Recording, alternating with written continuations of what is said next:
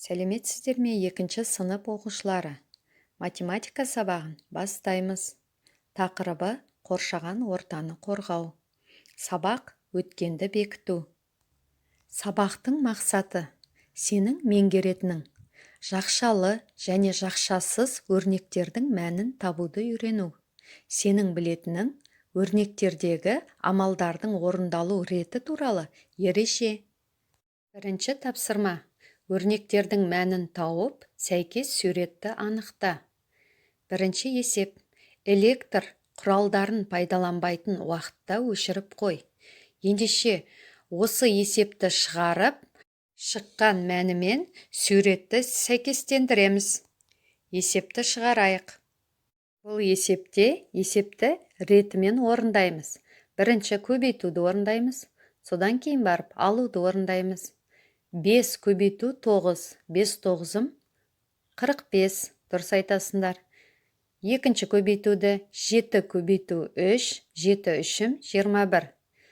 Үшінші орындайтынымыз алу. 45-тен 21-ді алсақ, 24 болады. Жарайсыңдар балалар. Ендеше 24 көрсетіп тұрған суретпен сәйкестендіреміз. Осылай қалған есептерді де шығарамыз. Келесі есебіміз есептемей салыстыр. Досыңа бірінші бағанның шешуін түсіндір. Ал ол саған екінші бағанның шешуін түсіндірсін. Бірінші баған 9 көбейту 4 көп пе?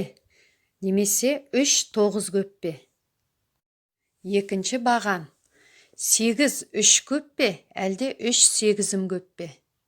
Осы есептерді салыстырып, артық кемін тап. Үшінші есеп. Есептерді шығар. Кері есептер құрастырып, оларды да шығар. А есебіне қарайық. Бір ұяда 3 балапан, ал екіншісінде одан 2 есе артық балапан бар. Екінші ұяда неше балапан бар? Шартын құрастырып, есепті шығар.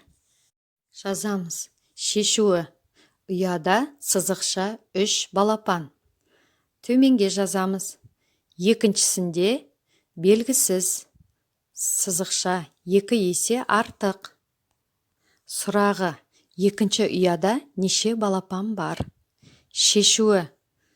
2-ні 3-ке көбейтеміз. Шыққан санын жазамыз. Дұрыс айтасыңдар балдар. Екінші ұяда 6 балапан бар. Енді төртінші есепке қарайық. Баған түрінде есептеп, дұрыстығын тексер.